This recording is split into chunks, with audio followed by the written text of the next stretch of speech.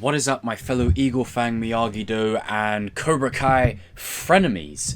In this video, this is a video that has been requested to me multiple times by many different subscribers and, many of you guys. One of them being Arif, who's a regular, so shouting you out, Arif. And that is what I feel like Robby's, relationships are now going to be season 4 and beyond. Now, I've said it many times at nauseum, there's only so many times I can say it, that Robby will undoubtedly have a redemption, probably similar to Hawk's, if not even more so, late season 4 or season 5, it'll happen sometime around then. But for now, Robby has embraced, his inner Cobra Kai roots. He has gone on a new journey now. He's kind of detached from the person he was before, and I think that's what his arc in season 3 was about. Was detaching himself from the Miyagi-Do aspects of him, even though there are still, as I did in the video yesterday with his Juvie discussion, I said that Miyagi-Do still has an impact on him in the way he treats people, the way he looks out for people, and I think that will play a pivotal role next season. He will clash with Kreese and Silver multiple times, just because it's not in his nature. Kreese and Silver together are just two peas in a pod of disaster. And they kind of go against everything that Robby used to stand for. Now, whether he goes full on, dark side or what have you, we have yet to see. But as far as the relationships that Robby will have, it's interesting how he yearned for Johnny for 16 years. Then he met Daniel, and then he went back to Johnny, and then the school fight happened. And then he went back to Daniel, sort of ish, and he gave Daniel the window of opportunity. And then obviously that whole situation happened where Robby got arrested, and then that kind of, caused the distrust again. And then he sort of went back to Johnny again, hoping that his father would come through for him. And, neither his sensei nor his father did, at least in his eyes. We obviously have a different opinion about that because we are watching this whole story unfold. But if you look at it through Robby's perspective, the only one currently who really seems to give a shit about him is Kreese. For better or worse, right or wrong, Kreese is the one that's taken an interest in him. And Robby has has an ego complex, I feel. He has something where he wants to feel like he's wanted. He wants to feel like he's desired. And Cobra Kai and, the way Kreese was, addition by subtraction, cutting the students out of the dojo, trimming the fat, so to speak, and, looking for a new champion with Diaz out. I think the straw for Kreese that really broke was when he went to visit Johnny in the bar. He says, we can get our boy back on his feet, meaning Miguel. So I think he thought, right, I'm going to try and get Johnny back by getting Miguel back. I'll worry about Robby later. And I think because Johnny made a threat to him, it was quite clear that, Johnny wanted nothing to do with him. He thought, okay, right, well, you and, your little protege are going that way. I'm going to follow through on what I said last season, and I'm going to recruit your son. And that's exactly what he did. And he did it in such a way where Robby came to him. Robby actually came to Kreese and is following that sort of Cobra Kai essence to his character. Moving on to a friend that I could see him benefiting from. Now, if Sean joins Cobra Kai, there's a bromance there that has been established, I feel. But whether Sean joins Cobra Kai or not, I feel the bond that is definitely going to happen is Kyler and Robby. I feel like ever since Robby managed to get the snake into the bag, I think Kyler found just, he was in awe. He was in like, hey, you the man, dog? I think that's just planting the seed for a great bromance between these two. There's a lot of common ground for these two. They both, were screwed over by Sam and Miguel, and they can both relate on that level. And they're both very similar in many ways. Now, obviously, Robby has a bit more integrity than Kyler, I feel. And Robby is arguably leaps and bounds above in terms of fighting. But I feel like Kyler's personality will mesh with Robby's quite well. And I feel like they're definitely going to get on extremely well. And it could represent, it could definitely be a scene that plays out maybe in season 4, where Robby and Kyler are going, and they're grabbing a drink from the vending machine or something, and they bump into Hawk and Dimitri. Like, you never know. That could be on the cards now. I definitely see some seed was planted there for these two to kind of get along as good friends. And we've seen it, we've seen it with Chris and Dimitri. We've seen it with Hawk and Arseface, aka Mitch. Not so much Nate and Bert. Now, whenever I do streams on the channel here, one of the biggest, like, jokes is the, you know, God, I hate your stupid face. And it's like, if you died, I wouldn't even attend your funeral. That's, like, one of the biggest things on my channel. It's kind of funny. But I see it sort of emulating that. And then the other relationship angle that's quite a bit... It's just a bit more clear and a bit more kind of, you know, wink wink, is Tory and Robbie being a thing. Now, do I see Tory and Robbie lasting? It all depends on where Tory's arc goes. If Tory goes completely insane, I mean, you know, she tried to kill Sam, then she committed a home invasion. If she doesn't sort that out, then I don't see her and Robbie lasting at all. But if Robbie is able to help her in a lot of ways, the same way Silver could if he comes in, you know, Silver has finances, he could probably get Tory moved out of there, where she is currently with her mum being sick and working 2 jobs and all that. Then if she goes a different route, then maybe this couple could work. Because, as I've said before, there is a lot of common ground between these two. And I always relate it back to that scene when Robbie is, you know, he's going to the probation office or whatever. And, you know, she tells him what to fill out on the pad. And he can just relate in such a way where someone understands him.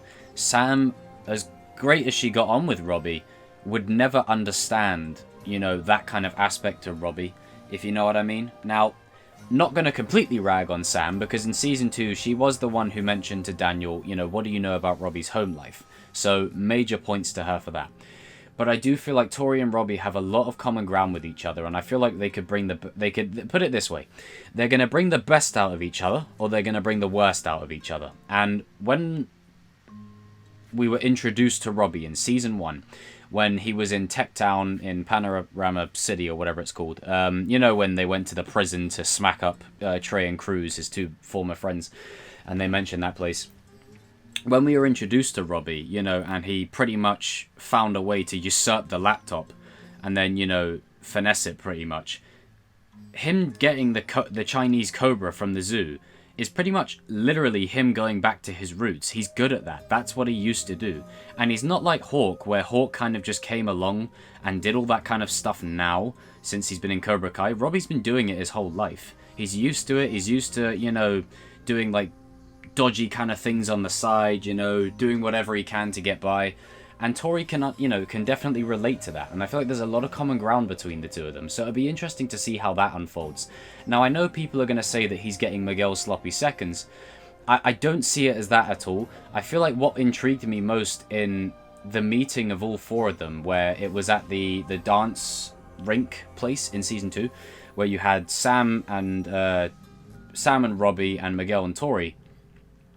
It just feels like they're more of a natural fit for me. I don't know if that's the same for you guys in the comments. Now, I want to say this, whenever it pertains to relationships and shipping within TV shows or movies, always take it as fun, you know? It's always part of the fun just to ship or, you know, ship or not ship, you know?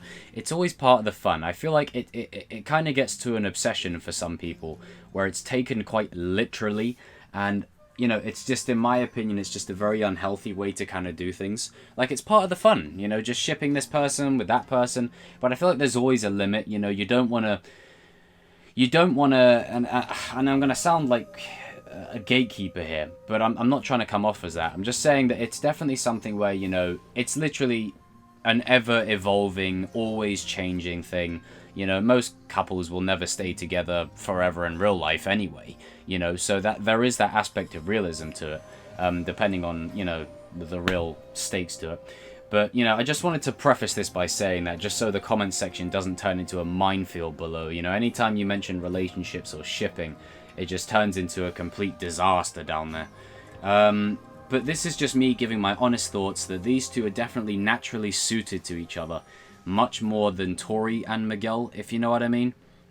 And I feel like Miguel did bring out some good within Tory, but Tory, for me, ever since we were introduced to her, you know, when she stole that bottle of vodka and then said she could swipe half the silverware, that's exactly what Robbie could do.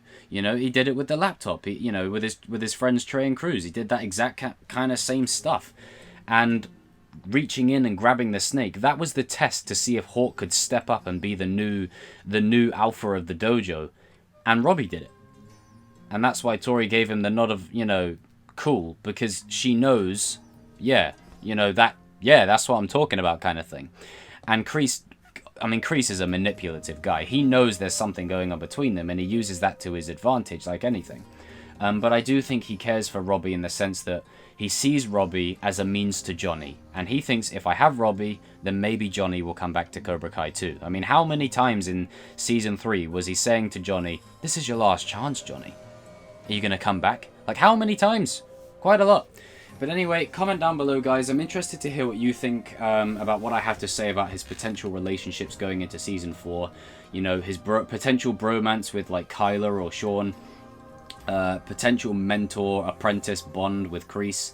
And, you know, is love in the air between Tory and Robbie. At first, I thought it was, like, mutual kind of respect, given that they both suffered probably the most from the fallout, besides Miguel. But I do feel like there's a lot of room for that to sort of carry over into Season 4. And I feel like it's just, you know, we're definitely going to have an episode where Robbie and Tory are together and Sam and Miguel are together, and then they clash. Pretty much just emulating that Season 2 scene with the dance rink all over again with new characters. Or new matchups. But anyway, you guys and girls, comment down below. Comment anything you want me to talk on, as always. Like, I've got lots of videos coming. I've got a couple of ones talking about Star Wars and Marvel at the end of this week. I know you guys wanted me to do some more of that. You wanted me to talk a little bit more about my superhero, you know, characters and all those. So make sure you comment those down below. I'm always interested to hear what you guys have to say, what, you know, because it's great. Like, you guys want to know what my thoughts are on particular topics, and then I can do a great video like this where, you know, it fills a slot. I'm talking about something that I enjoy, and, you know, you get to see what I have to say about it in a video form, and it's always here, you know, that way it's answered, and then you can always kind of come back to it and such. And I want to shout out Araf once more, because he said, you know, I like to ask you guys to suggest me taglines to end the videos with, and the new tagline for these videos is, I've completely forgotten, give me a minute.